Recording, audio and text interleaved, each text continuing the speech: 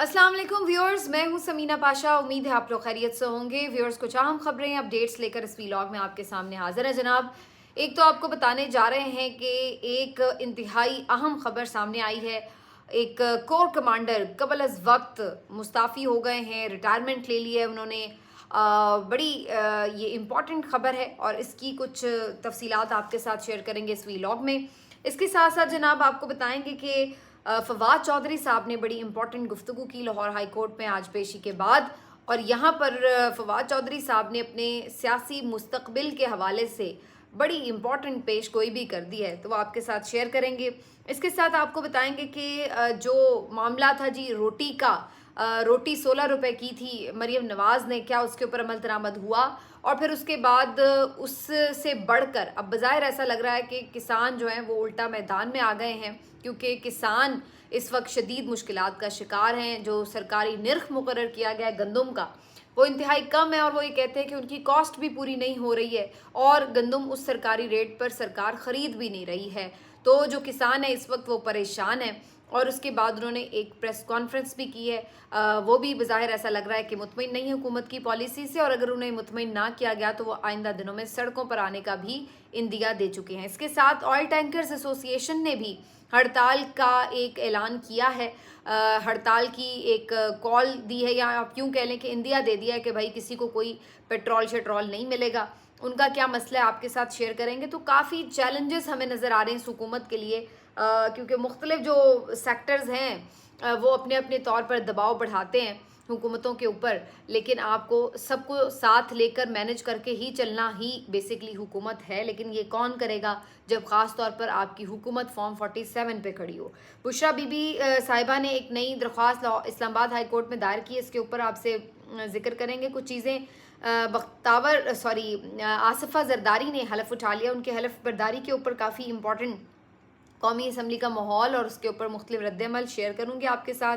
खदीजा शाह के हवाले से भी एक अहम खबर, और साथ ही साथ खबर है जनाब एक और बड़ी इम्पॉर्टेंट कि किस तरह से फस्तायत जो है वो अभी तक जारी और सारी है। किस तरीके से फॉर्म 47 की हुकूमत अब लग रहा है कि डंडे के ज़ोर पे ही अपनी हुकूमत भी चलाएंगे। ना सिर्फ हासिल डंडे के ज़ोर पे किया बल्कि चलाने का भी यही इरादा है। ये सब कुछ है जी आज के व्लॉग में। आपसे रिक्वेस्ट है कि चैनल को सब्सक्राइब कर लें अगर अभी तक सब्सक्राइब नहीं किया। सबसे पहले जी आपको ये खबर दे दें, corps commander Mangla lieutenant general एमन बिलाल सफदर साहब ने कबल अज वक्त रिटायरमेंट ले ली है। और corps commander Mangla lieutenant general Ayman साहब, इनके हवाले से ये बताया जा रहा है कि इन्होंने जो वजूहात बताई हैं, उनका ये कहना है कि ज़ाती वजूहात की बिना पर वो अपनी सर्विस मज़ीद जारी नहीं रखना चाहते, और उन्होंने अपनी रिटायरमेंट की मुद्दत से तकरीबन 2.5 साल कबल रिटायरमेंट ले ली है। इसमें ये भी आपको मैं इंक्लूड कर दूं कि अगर जो तरीका कार है 3 साल की चूँकि अपॉइंटमेंट होती है आर्मी चीफ़ की, तो मौजूदा आर्मी चीफ़ को अगर किसी किस्म की कोई एक्सटेंशन नहीं मिलती तो 2025 में जब नए आर्मी चीफ़ की तैनाती का मामला आता तो एमन साहब जो हैं जनरल एमन बिलाल सफदर, ये भी उस सीनियरिटी लिस्ट में शामिल होते जो कि सीनियरिटी लिस्ट वजारत दिफा की तरफ से भेजी जाती है। तो आप ये कह सकते हैं कि अगले आर्मी चीफ की लाइन में भी ये खड़े थे, लेकिन इसके बावजूद भी उन्होंने 2.5 साल पहले ही रिटायरमेंट ले ली है। अब बहुत सी बातें कयास आराइयाँ ही हम इन्हें कह सकते हैं, क्योंकि हतमी तौर पर जो उन्होंने इस्तीफ़े में या जो भी अपनी रिटायरमेंट में रीज़न लिखी है वो तो ज़ाती वजूहात कह रहे हैं, लेकिन बहुत सारे लोगों का ये कहना है कि जी ये जो जनरल साहब हैं ये शायद मुत्तफ़िका जो पॉलिसी थी इस्टेब्लिशमेंट की उसके साथ कोई इत्तेफाक नहीं करते और एहतजाजन उन्होंने काम छोड़ दिया है। और बहुत से लोगों का ये ख्याल है कि कुछ उनकी मौजूदा शायद आर्मी चीफ़ के साथ भी अनबन थी, इस वजह से भी वो शायद ज़्यादा काम नहीं उनके अंडर करना चाह रहे थे वगैरह वगैरह। लेकिन ये सब चीज़ें अगैन वही बात है कि क़यास आराइयाँ हैं, और अगर ऐसी कोई बात थी कि किसी को पॉलिसी से इख्तिलाफ था तो फिर वो अब इस पॉइंट पर जाकर रिटायर क्यों हो रहे हैं। ये पॉलिसी तो पिछले 2 साल से तकरीबन चल रही है और एक ही पॉलिसी चल रही है। तो उस वक्त क्यों नहीं उसके ऊपर जो है वो कोई अगर एहतजाजन किसी ने मुस्ताफ़ी होना था तो उस वक्त क्यों नहीं हुए। तो ये एक सवाल अपनी जगह मौजूद रहेगा अगर ये रीज़न है तो। लेकिन अदरवाइज़ बिल्कुल ये हो सकता है किसी के कोई भी ज़ाती वजूहत हो सकती हैं कि कोई सेहत के मसाइल की वजह से या कोई अपने फैमिली इशूज़ की वजह से मे बी ना कंटिन्यू करना चाहता हो। लेकिन ये अपने तौर पर एक अहम सवाल ज़रूर है कि ऐसा आमतौर पर होता नहीं है कि 2.5 साल बाद आप आर्मी चीफ़ की लिस्ट में भी जा सकते हैं, आपका चांस है कि आप आर्मी चीफ़ बन सकते हैं। लेकिन इसके बावजूद भी आप यानी उस स्टेज तक ना खुद को ले जाएं और उससे पहले ही आप रिटायर हो जाएं। तो ये इट्सेल्फ एक बड़ा मायने खेज़ है। और वैसे भी जो मंगला की कोर है उसको काफ़ी इम्पोर्टेंस दी जाती है और जो कोर कमांडर मंगला हैं उनके ऊपर अक्सर ही हमने देखा है कि उनसे जुड़े कई तारीख़ी हवाले भी हैं। तो इसके ऊपर कभी तफसील से बात करेंगे, लेकिन बहरहाल ये एक अहम ख़बर है और कैबिनेट ने भी इसको डिस्कस किया था और उसके बाद ये बताया गया था कि इसकी अप्रूवल कैबिनेट की तरफ से भी हो गई थी। तो बहरहाल जी corps commander Mangla lieutenant general एमन बिलाल सफदर साहब जो हैं वो रिटायरमेंट का फ़ैसला कर चुके हैं और अब ये मेरा ख्याल है हो भी जाएगा मामला तय, क्योंकि इसकी मंजूरी भी ऑलमोस्ट हो चुकी है। अब आ जाते हैं जी इस बात की तरफ कि बाकी मामलात में क्या चल रहा है। बड़ी इंपॉर्टेंट चीज़ें हैं जी, आपको मैं बता दूं फवाद चौधरी साहब ने लाहौर हाई कोर्ट में आज अपनी ज़मानतों के लिए अप्लाई कर रखा था। यहाँ पर हेयरिंग के लिए जब वो पहुँचे तो उसके बाद मीडिया से भी बातचीत हुई तो बड़ा वाजे और बड़ा खुलकर आज फवाद चौधरी साहब बोले हैं। जब से वो रिहा हुए हैं उन्होंने आज बड़ा खुल के ये मौक़िफ़ दिया है कि उनकी सियासत का फ़ैसला खान साहब करेंगे। जब पर्टिकुलरली रिपोर्टर ने उनसे ये सवाल किया कि क्या आपके नाम के साथ हम ये लिखें कि पाकिस्तान तहरीक इंसाफ के रहनुमा या फिर अभी इंतज़ार कर लें, तो उन्होंने इसके ऊपर कहा कि मेरी सियासत का फ़ैसला तो अब खान साहब करेंगे। तो इससे ये बड़ा वाज़े है कि इसका मतलब है कि वो ख़ुद को पीटीआई में ही समझते हैं और वो पीटीआई का ही हिस्सा हैं। लेकिन खान साहब उस चीज़ को एक बाकायदा अप्रूवल अगर दे देते हैं कि जी बिल्कुल ही इज़ विद अस, तो फिर जो है उनकी सियासत पीटीआई के साथ ही चलेगी। और ये किसी हद तक खान साहब ने दे भी दिया था इशारा। जब लास्ट उनकी गुफ्तगू थी तो उसमें उन्होंने कहा कि फवाद चौधरी सुल्तानी गवाह नहीं बना तो उसको भी पकड़कर अंदर डाले रखा और 4 महीने तक उसको जेल में रखा है, लेकिन वो डटा रहा, उसने झूठी गवाही नहीं दी। तो इससे बज़ाहिर ये लगता है कि खान साहब के दिल में स्पेस बनाने में कामयाब हैं फवाद चौधरी साहब। और आज भी उन्होंने कहा कि फवाद चौधरी साहब ने कि खान साहब अगर जेल में हैं तो अगर आप ये सोचें कि जी मुल्क में इस्तेहकाम आ जाएगा, चीज़ें नॉर्मलाइज हो जाएंगी, तो ये नहीं हो सकता। खान साहब के सहर में मुब्तला है इस वक्त पूरी कौम और पूरी कौम की नफ्स पर उनका हाथ है। तो ये बातचीत की आप बातें करते हैं, ये सब कहते हैं कि जी मामलात को नॉर्मलाइज होना चाहिए, हो नहीं सकता जब तक कि आप मुल्क का सबसे जो मकबूल लीडर है उसको जेल से बाहर ना निकालें। तो बड़ी सही, वैसे ये बिल्कुल ठीक बात की फवाद चौधरी साहब ने और जिस अंदाज से उन्होंने की उससे ये अंदाज़ा लगाना मुश्किल नहीं है कि उनका सियासी झुकाव या सियासी तरजीह, सियासी रुझान किस तरफ है। और मेरा ख्याल है जो अभी तक मैंने नोटिस किया सोशल मीडिया के ऊपर कि फवाद चौधरी साहब के पीटीआई में वापस आने पर शायद कोई इतना ख़ास किसी को एतराज़ भी ना हो, क्योंकि फवाद चौधरी साहब अब काफ़ी कुछ भुगत भी चुके हैं उसके बाद। तो बहरहाल जी चौधरी साहब जो है वो आज खुलकर बोले हैं और उन्होंने अपना पलड़ा जो है उसको काफ़ी भारी किया है आज के रोज़। फवाद चौधरी साहब ने इसके अलावा भी मैं देख रही थी कि मुख्तलिफ़ मौक़ों के ऊपर ये बात की है कि जो और जैसे इस्तेहकाम पाकिस्तान पार्टी की बात हुई या उस तरह, तो उस पर भी सब लोगों ने ये बात उन्होंने की कि उनकी बेगम भी उस वक्त साथ थी, तो उन्होंने कहा कि उनका तो अपना नहीं पता कि वो किधर हैं, तो फवाद चौधरी साहब उसमें कहाँ होंगे। तो बहरहाल ये सारी किस्सा कहानी है फवाद चौधरी साहब की। अब आ जाते हैं जी इस बात के ऊपर, बुशरा बीबी साहिबा ने इस्लामाबाद हाई कोर्ट में एक और दरख्वास्त दायर कर दी है। सॉरी, इससे पहले मैं फवाद चौधरी साहब का मामला भी बता दूं कि जब वो जेल के अंदर थे तो उनके ऊपर जो भी मुकदमात थे उनके हवाले से उनको जेल में रखा गया और जब उनसे वो छूट गए तो अब मज़ीद उनके ऊपर मुख्तलिफ़ मुकदमात के हवाले से FIRs थी। अब ये तकरीबन मजमूई तौर पर शायद 40 के करीब हो चुकी हैं और ये ज़्यादातर FIR अब बाद में उनके ऊपर काटी गई हैं उनकी रिहाई के बाद। तो इसी सिलसिले में हिफाजती ज़मानत के लिए वो पेश हुए थे, उन्हें ज़मानतें भी मिल गई और आज ही पंजाब से आज बुलवा भी लिया जस्टिस नीलम साहिबा ने और उनसे सवाल किया कि भाई कितने मुकदमात हैं, आप एक ही दफ़ा क्यों नहीं डिक्लेयर कर देते। और जब एक बंदा कैद में है तो जब वो ऑलरेडी जेल में है तो वहीं जाकर उससे तमाम मुकदमात के हवाले से आप तफ्तीश कर लें। ये क्या ज़रूरी है कि आपको हर मुकदमे की अलहदा किस्म की गिरफ्तारी चाहिए और अलहदा उससे तफ्तीश करनी है। जब एक दफ़ा बंदा आपके हाथ में है तो जितने मुकदमात हैं उसके सामने लाएं और उससे तफ्तीश कर लें। तो इसके ऊपर आज उनकी झाड़ भी पिलाई और कहा कि टिकटॉक वाली प्रेजेंटेशन ना मुझे दें, मुझे ज़रा ठीक से जवाब दें। तो आज उनकी इस पर क्लास भी हुई है। तो बहरहाल जी, फवाद चौधरी साहब को अगर पीटीआई के साथ सियासत करनी है तो ज़ाहिर ऐसा लगता है कि उन्हें फिर मुश्किलात अभी और झेलनी पड़ेंगी। और इसका उन्होंने कहा भी कि मेरे लिए आसान था कि मैं फॉर्म 47 के तहत MNA भी बन जाता, इलेक्शन भी में अपनी मिनिस्ट्री भी कोई ले लेता और उसके बाद आराम से बैठा होता, लेकिन हमने मुश्किल रास्ता चुना और अपनी चॉइस से चुना। तो ये मुश्किल रास्ता बज़ाहिर मुझे लग रहा है कि अभी थोड़ा सा और उनके लिए मुश्किल होगा, जब तक कि बाकी तमाम पीटीआई के लिए मुश्किलात हैं तो ज़ाहिर है फिर उनके लिए भी उसी तरह मुश्किलात बाकी रहेंगी।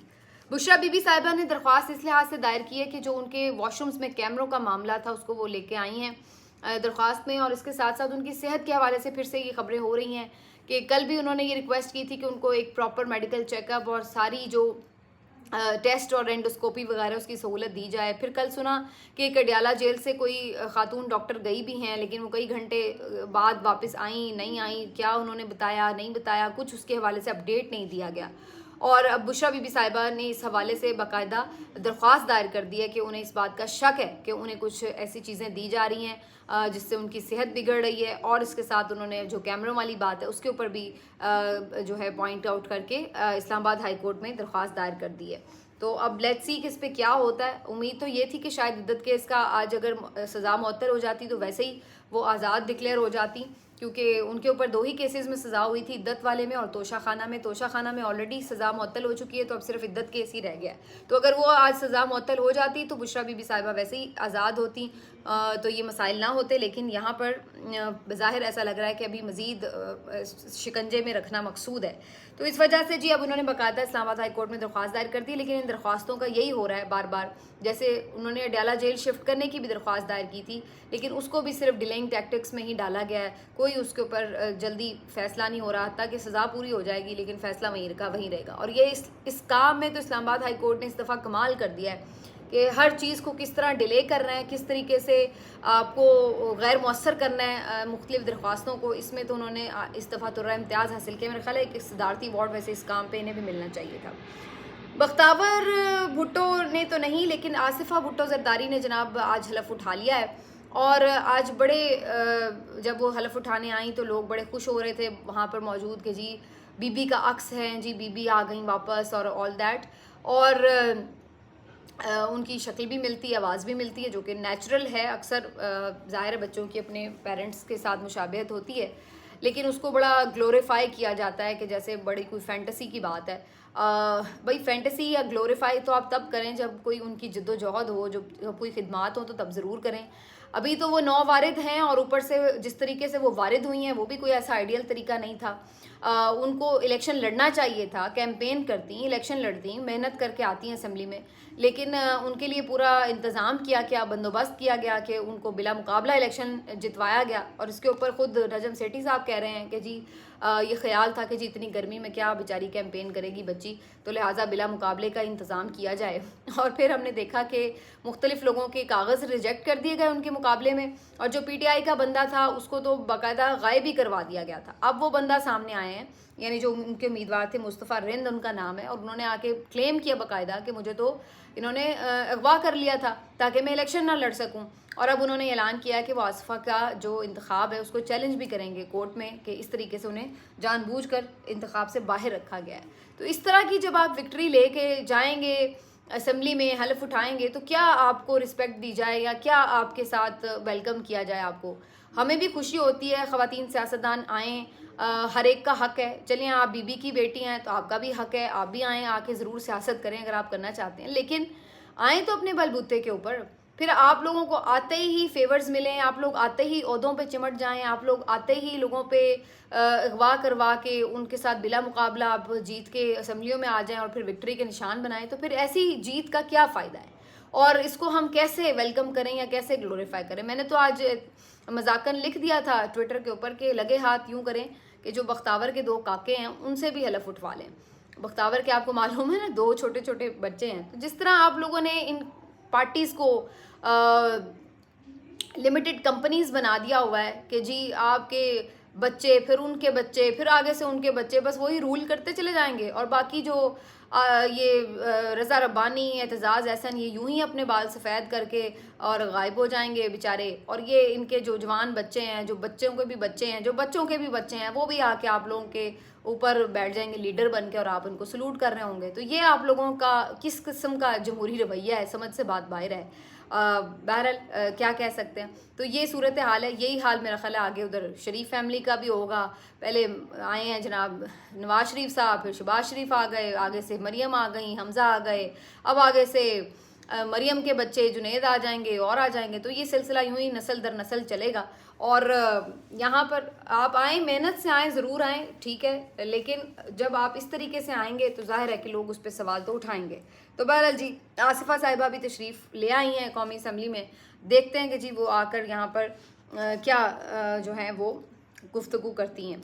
खदीजा शाह की दूसरी तरफ वारंट दोबारा जारी कर दिए गए हैं। और खदीजा शाह के बारे में आपको मालूम है, पहले ही वो कई महीने जेल में रहीं, बड़ी मुश्किल से कहीं जाके उनकी खुलासी हुई थी और बलूचिस्तान जेल में उन्हें भिजवा दिया गया था। वहाँ से उनको फिर रिहाई मिली थी मुकदमे में। लेकिन अब उन्हें एक और इंसदाद दहशतगर्दी अदालत के मुकदमे से वारंट गिरफ्तारी जारी करके पेश करने का हुक्म कर दिया गया है। तो लेट्स सी कि अब वो इस दफ़ा फिर से गिरफ्तार होंगी या नहीं। लेकिन एक फस्तायत का माहौल पंजाब में जो है वो जारी है। ये मैं इसलिए भी कह रही हूँ कि मैं बहुत दफ़ा कह चुकी हूँ कि मरीम नवाज़ का जो मिजाज है उसमें बहुत इंतकाम है, और ये एक नॉर्मल हद तक वाला इंतकाम नहीं है, उससे ज़्यादा का एक गुस्सा और इंतकाम और अजीब किस्म की एक जहनी प्रॉब्लम है। और ये हमें हर जगह नज़र आती है। अभी इन्होंने उस दिन आपने देखा कि ये किस तरह से बात कर रही थी सहाफ़ियों से कि जी हुकूमत किसकी है, नवाज शरीफ की है तो उसी का नाम होगा। फिर ये जो अब इन्होंने शुरू किया है तरीका, अभी ये 16 रुपए की रोटी की है, कल वो नानबाई एसोसिएशंस की तरफ से आया कि भाई हमें नहीं सूट करता, हम नहीं करेंगे, वीडियो बयान जारी हुआ। आज खबर आ रही है कि उस बंदे को इन्होंने उसके खिलाफ मुकदमा दर्ज कर लिया है, वो जो उनके जो भी लीडर होंगे यूनियन के। तो ये वाली सूरत हाल है। यानी आप फाशिज्म की इंतहा देखें कि अगर आप हुकूमत की पॉलिसी से इख्तलाफ कर रहे हैं तो आपके ऊपर मुकदमा ही दर्ज हो जाएगा। यानी इस तरह तो मैंने बादशाहों के ममालिक में भी नहीं देखा कि जहाँ पे बादशाहत होती है वहाँ पर भी इस किस्म के काम होते हैं। अंदाज़ा लगाएं आप। भाई आप कोई काम करेंगे, अच्छा भी करेंगे, बुरा भी करेंगे, उस पर तनकीद भी होगी, तो यही होता है ये तो हर कोई अपनी तौर पे बात करता है कि भाई हमें ये सूट नहीं करता, हम इसके खिलाफ बात करेंगे, तो इसमें क्या है, तो आप मुकदमा दर्ज कर लेंगे। तो ये जो फस्तायत वाला इनका जहन है ना, ये है एग्जैक्टली फैशिज्म, जिसको ये बहुत पिछले कुछ दौर में सहाफ़ी बड़ा चीखते होते थे कि जी बड़ी फस्तायत आ गई है। ये इसको कहते हैं फस्तायत, कि जहाँ पे आप इतनी सी इख्तलाफ बर्दाश्त नहीं कर रहे और वो कोई और नहीं कर रहा, वो जो ज़ाहिर मुतासरीन है वो बात तो करेंगे कि हमें ये सूट करता है नहीं करता। आपने उन लोगों को एतमाद में लिए बगैर एक फ़ैसला किया है और उसके बाद आप कह रहे हैं कि जी सब इस पर इम्प्लीमेंट करें। जो इम्प्लीमेंट नहीं करेगा और जो उसके खिलाफ बात करेगा उसको हम उठा के जेलों में डाल देंगे। आज वैसे केपी के हवाले से भी ये खबर चली थी, वहाँ पे भी 15 रुपए की रोटी की जा रही है। तो मैंने इसके ऊपर उनका मौक़िफ़ भी लेने की कोशिश की, तो मुझे पता ये चला कि वहाँ पर मैंने मुज़म्मिल असलम साहब से स्पेशली इसके बारे में पूछा, तो उन्होंने बताया कि इसके ऊपर जो फूड मिनिस्टर्स हैं, फूड मिनिस्टर से बात भी हुई है और उन्होंने बताया कि बेसिकली चूँकि बाकी वफाक में भी इसी तरह की खबर है कि वहाँ पे भी जो रोटी है उसकी कीमत कम हो रही है, पंजाब में भी, तो अल्टीमेटली फिर ज़ाहिर है पूरे मुल्क में एक जैसी ही कीमत आमतौर पर हुआ करती है। तो अब उसके बाद लेकिन उनका ये बताना था कि इस सिलसिले में जो नानबाई एसोसिएशन है उसके साथ हमारी बातचीत और मुज़ाकरात चल रहे हैं और जो अभी नई गंदम आई है उसका जो रेट होगा उसी के हिसाब से ही रोटी का रेट जो है वो तय होगा। ये नहीं होगा कि जी रेट कुछ गंदम का है और रोटी किसी और प्राइस के हिसाब से मिलेगी, तो इस वजह से उसमें प्राइस में रद्दोबदल आएगा। लेकिन उसमें जो तमाम स्टेक होल्डर्स हैं उनको एतमाद में लेकर इसके ऊपर कुछ किया जाएगा। तो ये उनका स्टांस था। तो बहरहाल मैं यही बात कह रही थी कि जब आप बगैर होमवर्क किए अगर इस तरह की काम करेंगे, जो मैंने उस दिन भी तनकीद की थी मरीम नवाज़ के इस फैसले पर, रोटी अच्छी है, मैं कहती हूँ 10 रुपये होनी चाहिए और भी कम होनी चाहिए, जितनी सस्ती हो सके होनी चाहिए। बात ये नहीं थी, बात ये है कि जब किसान आपका सड़क पर है, एहतजाज कर रहा है, उसको आप पैसे पूरे नहीं दे रहे। जब आपका नान भाई ये कह रहा है कि मुझे गैस महंगी मिल रही है, बिजली महंगी मिल रही है, तो वो कैसे रोटी सस्ती देगा? तो उस सूरत में जो है आपके लिए किस तरह पॉसिबल होगा कि आप उनको ज़ोर ज़बरदस्ती से जो है वो रोटी सस्ती करवाएं? आप सारी चीज़ें स्टेक होल्डर्स को एतमाद में लेकर उनको मुतमईन करके रोटी सस्ती करें तो सारे इस बात की तारीफ़ करेंगे कि हाँ भाई ठीक है। लेकिन ये करना कि जी गैस महंगी है, बिजली महंगी है, आटा महंगा है, लेकिन रोटी सस्ती करो, ये मुल्क के किसी भी हिस्से में होगा तो उसके ऊपर तनकीद भी होगी और उसके ऊपर इम्प्लीमेंटेशन भी मुश्किल हो जाएगा। अल्टीमेटली आप देखेंगे कि नान भाई सारे हड़ताल कर देंगे और वो इसको मानने से इनकार कर देंगे। पेट्रोलियम एसोसिएशन वाले जो हैं वो पहले से ही इस बात पे इंदिया दे चुके हैं कि जी हम सप्लाई बंद कर देंगे पेट्रोल पंप्स को। उनका भी ये कहना है कि जी इंतज़ामिया जो है उनके लिए मुश्किलात बना रही है, इस वजह से जी हम उसके ऊपर फर्दर नहीं फिर करेंगे। बेसिकली तो मैं इन सब लोगों के भी वैसे ख़िलाफ़ हूँ जो एक माफियाज़ की तरह ऐसे लगता है कि काम करते हैं, चाहे ऑयल टैंकर हों, वाटर टैंकर वाले हों या और बहुत सारे लोग हों। लेकिन असल बात ये है कि जब आपकी गवर्नमेंट जो है वो बहुत एक यानी अखलाकी तौर पर कमज़ोर फुटिंग्स पे खड़ी होती है तो वो इन तमाम चीज़ों को वैसे ही डील नहीं कर सकती। और ये गवर्नमेंट का यही हाल है कि ये तो जेन्युइनली जीत के ही नहीं आए तो हर किसी के प्रेशर में ये आ जाएंगे। हालत इनकी ये है कि आज कौमी असम्बली का इजलास था, वहाँ पर बहावल नगर वाक़े के ऊपर बात ना हो जाए, वहाँ पर 6 जजेस के ख़त के ऊपर बात ना हो जाए, इस चक्कर में हुकूमत खुद ही वॉकआउट कर जाती है। ये पहली हुकूमत है जो कोरम की निशानदेही करती है और वॉकआउट कर जाती है, वरना आज तक ऐसा होता नहीं था। पहले तो अपोजिशन हमेशा वॉकआउट करती है, यहाँ कोरम का निशानदेही करती है कि काम है लोग, लेकिन ये उल्टा हिसाब चल रहा है और आज भी ये हुआ। तो ये जो सारा मामला है बेसिकली इसी तरफ निशानदेही है कि इन लोगों से ये चीज़ें नहीं हैंडल हो रही और उसकी वजह वही है कि ये तमाम लोग इनको अच्छे रास्ते दिखाएंगे, क्योंकि जब आप खुद जाली मैंडेट के साथ आएँ तो आप में इतनी ताकत ही नहीं होती कि आप लोगों के साथ डील कर सकें, फिर आप डंडे के जोर पे ही हुकूमत चला रहे होते हैं। जाते जाते मैं एक खबर और दे दूं कि शाह महमूद कुरैशी साहब की जो साहबजादी हैं गौहर बानो कुरैशी, उनकी तरफ से आज एक ट्वीट किया गया है। उन्होंने बताया कि आज वो शाह महमूद कुरैशी साहब से मुलाकात करने के लिए गई, जो कि रूटीन की मुलाकात थी। तो इस मुलाकात में हर रोज़ कहती हैं, हर दफ़ा जब जाते हैं कुछ नया ही हमें झटका देखने को मिलता है, और इस दफ़ा भी कहती है ऐसा ही हुआ। हम जब गए हैं तो आज क्या किया इन्होंने कि बीच में एक ग्लास वॉल लगा दी है, चिपबोर्ड की और ग्लास की एक वॉल लगा दी है कि हम अपने बाबा के साथ जब मुलाकात करें तो हम उनको हग ना कर सकें, टच ना कर सकें, तो दरमियान में एक शीशे की दीवार बना दी गई है कि भाई वहीं से बस आप एक दूसरे को देख लें और बातचीत कर लें हल्की फुल्की। उस तरह से आप उनके साथ बैठ के बात नहीं कर सकते आमने सामने, या उस तरह फिज़िकली उनको हग नहीं कर सकते, गले नहीं मिल सकते। तो ये रोज़ नित नए आइडियाज़ के साथ, पता नहीं वैसे कौन साइंटिस्ट हैं जो बैठे हुए हैं कि ये इस किस्म की बातें सोच लेते हैं कि अब क्या करना है जिससे तकलीफ़ और अजियत दी जाए, अब क्या करना है जिससे हम अपनी गिरावट दिखा सकें। तो ये वाली मुझे तो सूरत हाल लगती है कि इतने नित नए आइडियाज़ पर रोज़ बैठ के काम कर रहे होते हैं। बहरहाल जी, इन तमाम चीज़ों से यही पता चलता है कि ये फैशिज़म है बदतरीन किस्म का, और बदतरीन किस्म की फस्तायत के इस दौर में हम जी रहे हैं, और हर रोज़ हमें किसी नए समझ लें कि वाक़े या साने का मातम करना पड़ता है कि ये तो हमने पहले कभी नहीं सुना था, ये क्या हो रहा है, ये क्या हो रहा है, और ये उस दौर में हो रहा है जब दुनिया कहाँ से कहाँ पहुँच रही है। मिलते हैं आपसे अगले वीडियो में, अपना ख्याल रखिए, अल्लाह हाफ़िज़।